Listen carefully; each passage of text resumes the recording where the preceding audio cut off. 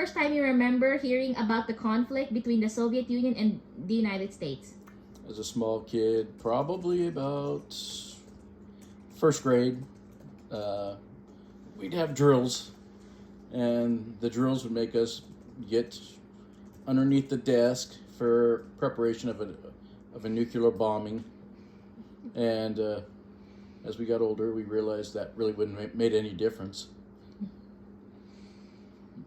Oh, so you were in first grade. Like you would be. How old were you? Probably like. Probably about 7. Wait, fifth grade. No. About 6 years old. Oh, 6 years old. Yeah, 6. What does the Cold War mean to you? The Cold War meant to me a lot of nonsense. as you get older, you start to realize that it was more based on fear of what was the buildup of Russia and the United States. They were our enemies. That's what we were always told. They had the Cuban buildup with at the time I believe they were trying to put missiles there, and we were possibly going to go to war. And it just kept persisting. It kept going and going and going. We don't know. And then finally, when Reagan came into office, it seemed to go to a point where they became better friends as far as America and Russia. And they had discussions, and then I guess at that time they went with talking to more of the public. And the public at that time says we don't want to kill Americans. You know, there was like the citizens, and then the Americans, the citizens were pretty much saying the same thing. So it just basically at that time came to the realization that the Cold War was ending. Where's Forrest? It's upstairs. I'm sorry, Eddie, but I'm just interviewing Ron for my assignment. Oh, I'm sorry. No, it's okay. I'll go upstairs. Thank you. No, but later, Ron can go upstairs later. Okay. Okay, I didn't know you. So, what do you remember seeing or reading about Cold War? During the Cold War. During the Cold War, it's just a lot of propaganda. That's just that they were our enemies. The Russians? The Russians, yes. That was pretty much it. All, as growing up, that's all we ever heard is they were our enemies. What were you taught in school during the Cold War?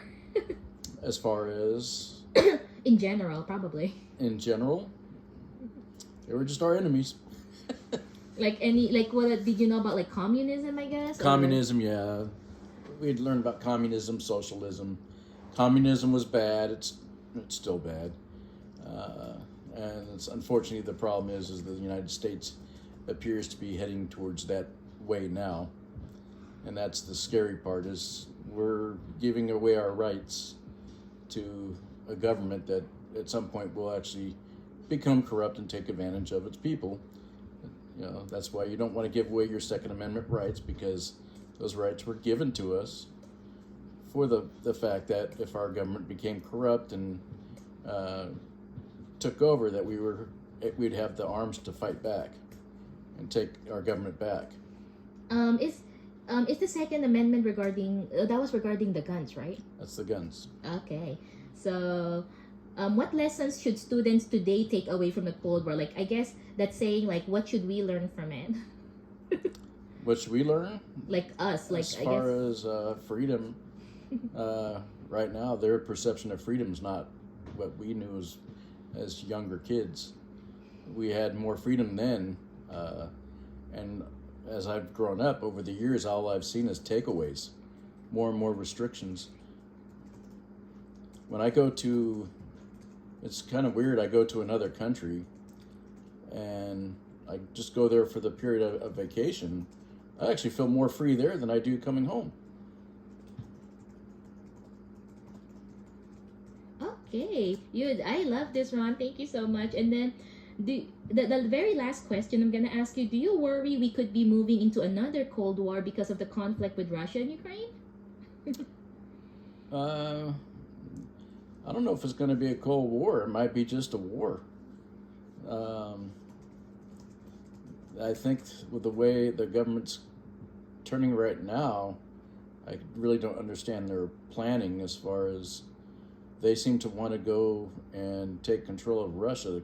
Russia has a lot of mineral resources, oil. They're using Ukraine as kind of like the Ponzi that's going to take all the hits and weaken it. And at some point, if we go in there, it just seems like we're going to go up against China would be the one that we would be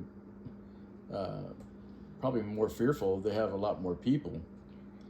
And So China is more of a threat, huh? China would be more of a threat. However, we have a thing that's called BRICS, and BRICS is basically